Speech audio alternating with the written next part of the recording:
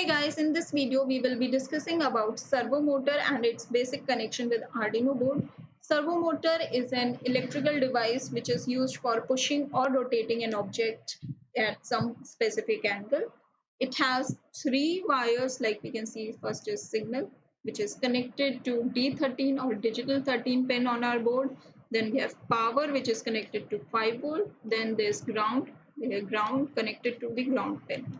Okay, so servo 1 is the servo object that is created, which will be controlling our servo motor, and P here is the variable which stores the position of our servo motor. And servo 1 dot attach, what it is doing, it attaches the servo motor which is connected to D13 pin of our board to this servo 1, that is our servo object.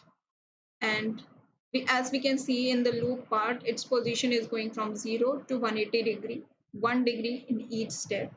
Servo 1 dot write, what it is doing, it tells servo to go to the position which is stored in P variable. Okay, and delay 20, what it is doing, it waits 20 millisecond for servo motor to reach to that P position. Or then we have like from 180 degree to 0, it is retreating back, is retreating and following the same, like 180, 179, 1 degree at each step.